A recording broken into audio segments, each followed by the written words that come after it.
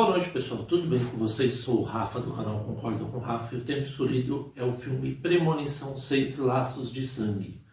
Ele é um filme que lançou recentemente nos cinemas. É um filme de terror, de horror, bem famoso dos anos 90 e 2000, que retornou este ano.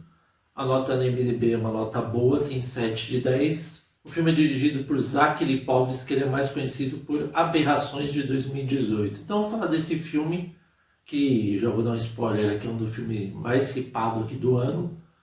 Para aqueles que não conhecem, mostra a história de uma mulher nos anos 60, onde ela está sendo convidada pelo namorado para ela ir num hotel de luxo, só que ele fica numa torre bem alta, pessoal. E aí, conforme ela vai vendo as coisas, ela vai tendo um pressentimento ruim. Até que a gente descobre mais pra frente que um menino lá qualquer pega uma moeda, joga e graças a essa moeda ocasiona a morte de várias pessoas. A gente descobre que é um pesadelo da Stephanie que está incomodando ela faz 2 meses. E ela não entende, como ela não tem contato com a avó, e muito menos com a mãe que abandonou ela e o irmão Charlie quando eram crianças, e o pai que tomou conta.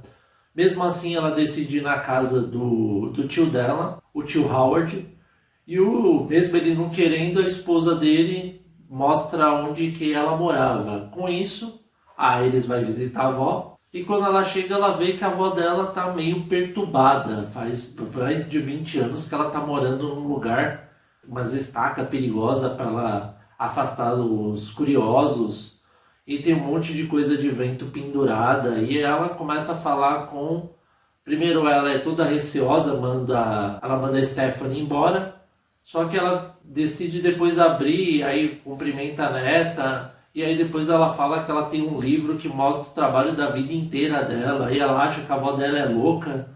E mesmo assim ela fala que a Stephanie tem que ficar com ela porque ela vai ensinar tudo que ela aprendeu durante os anos, e que realmente aquele acidente iria acontecer, só não aconteceu porque ela avisou a maioria das pessoas, porque ela teve um sonho também, uma premonição, e com isso ela conseguiu impedir de um monte de gente que morresse. Só que tem um grande problema: a morte não se deu por satisfeita. E o que ela começou a fazer, pessoal? Ela começou a pegar todas as pessoas que não morreram e foi matando em ordem. Por exemplo, matar a pessoa lá que estava viva e teve os filhos. Ela matou primeiro a mãe dos filhos, depois matou os filhos. Só não mata quem não poderia estar lá. Por exemplo, o pai da Stephanie, ele não morreria porque ele não participou do acidente. Assim como a tia dela não participou desse mesmo acidente, nenhum parente dela. Ou seja, seria o laço de sangue mesmo do Howard e também da Darlene, que é a mãe dela, que abandonou.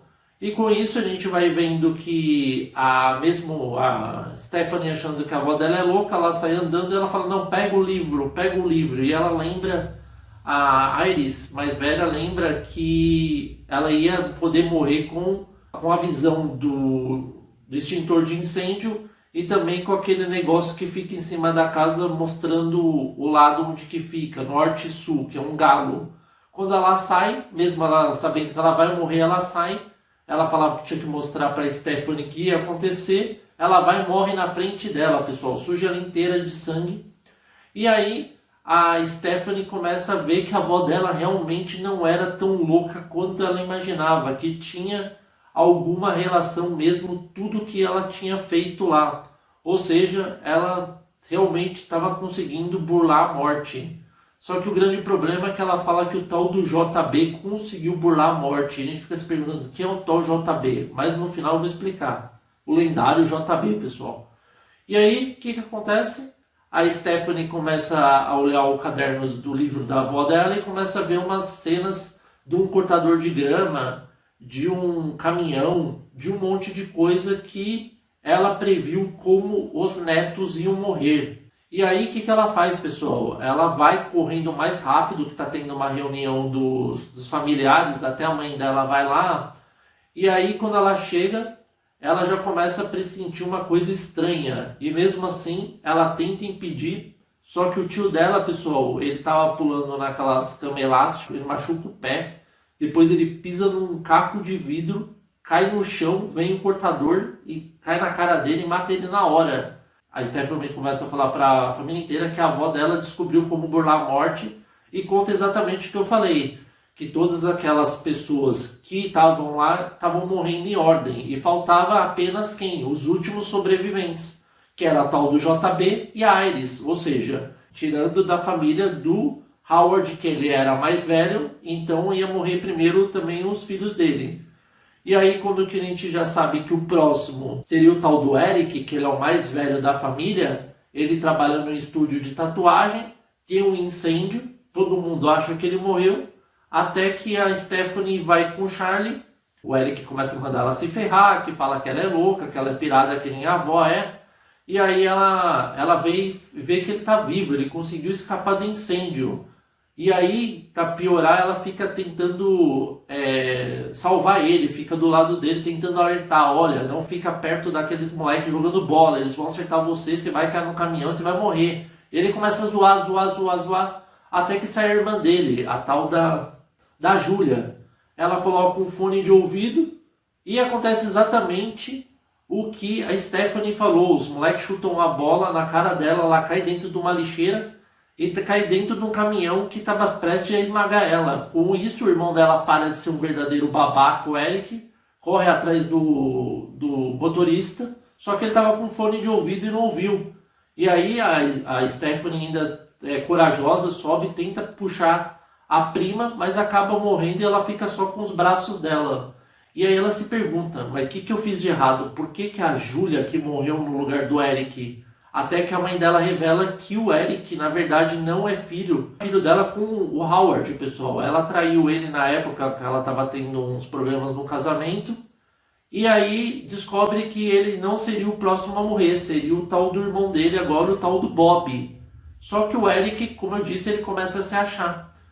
E aí eles finalmente descobrem quem é o tal JB, porque a mãe dela, a filha da Iris lembra, a mãe deles, da Stephanie e do Charlie lembra, e fala o nome do hospital e descobre. E quando tá indo para lá, pessoal, eles encontram o famoso JB, que para aqueles que não sabem é aquele senhor de idade que aparece em todos os filmes, o John Bloodworth, que ele era o menininho que morreu por último, depois da mãe deles, e ele falou que tinha duas formas de burlar a morte, que uma era enganar ela, ou se afogar, e conseguir voltar, ou matar uma pessoa com o tempo de vida necessário. Ou seja, se matasse uma pessoa que tinha mais vários anos de vida, a pessoa mais nova, ele conseguiria burlar a morte, com isso a morte e não iria pegá-lo. E aí eles tentam, o Eric e o Bob pensam em matar um nenê, até que o Eric tem a ideia genial de fazer o que, pessoal? Fazer com que o Bob coma um doce de amendoim que ele é alérgico, dar o mais forte para ele e depois ia colocar como se fosse um remédio para ele melhorar na hora e sobreviver. Se ele estivesse à beira da morte, só que a morte é traiçoeira e aquele verdadeiro. Quem mexe com a morte vai punir. Tanto que o Eric, como ele tem um monte de piercing, a morte consegue ligar a ressonância magnética, onde estava ele com o irmão dele lá, vai puxando todas as coisas dele, ainda do mais que ele estava com uma cadeira que ele catou lá de uma senhora, a cadeira prensa ele e acaba matando o irmão. E aí o Bob acha estranho mesmo o irmão dele morrendo, vai lá e vai tentar pegar o remédio, né, para ele melhorar. E aí quando ele está começando a melhorar, vem uma enfermeira, começa a gritar que viu o irmão dele morto na máquina de ressonância magnética. E aí para ajudar a gente vê que aquela mola que caiu e não saiu da máquina, que não estava saindo do doce, voa na cabeça dele perto da ressonância magnética e estanca no crânio dele, pessoal. Ou seja, mata os dois.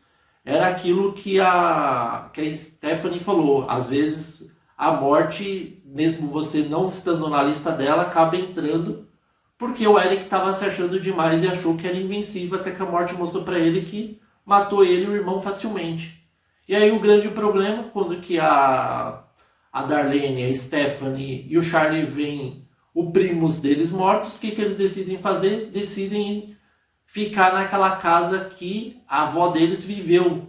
Só que a morte não é mais besta daquela forma. Primeiro ela consegue tirar aquela moeda que a Iris tirou do menino na torre lá de 1960 e pouco. A moeda sai sozinha, uma senhora pega. E aí mais pra frente eu vou mostrar o que vai acontecer. E aí eles vão lá para essa casa da avó, só que como eu disse, a morte não é mais tonta. O que ela faz, pessoal? Ela faz um plano para liquidar os 3 em ordem, porque ela só pode matar em ordem. Ou seja, matar a Darlene, a Stephanie e o Charlie por último.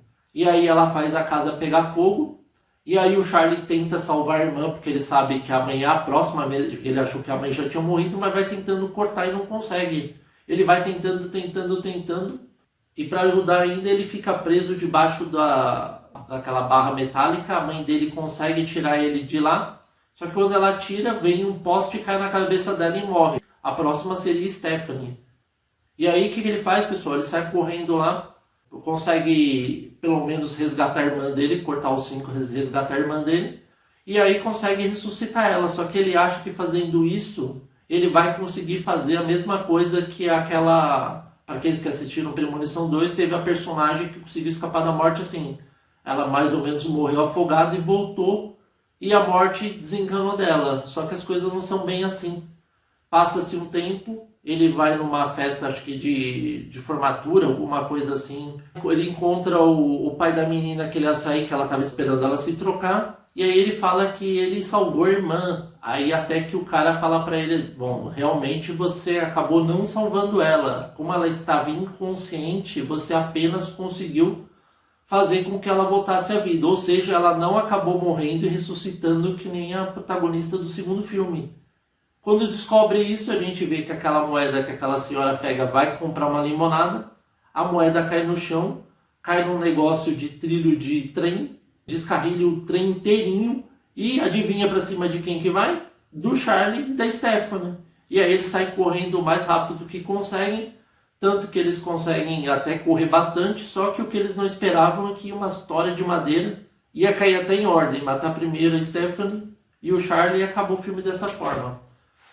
Agora vamos para o que gostei e o que eu não gostei, pessoal. Esse filme tá bem ripado, conseguiu voltar às origens mesmo depois de anos. Eu gostei bastante do filme, tá bastante sanguinário e ainda fica legal aquele motivo para você descobrir como que a pessoa vai morrer, né? Você fica imaginando várias coisas, até que às vezes as pessoas morrem das formas que a gente menos imagina e as menos previsíveis. Conseguiram resgatar isso, né? Algo que os últimos filmes da franquia, né, que nem o 4, o 5, tinham perdido conforme o passar dos anos, mas eles conseguiram resgatar nesse.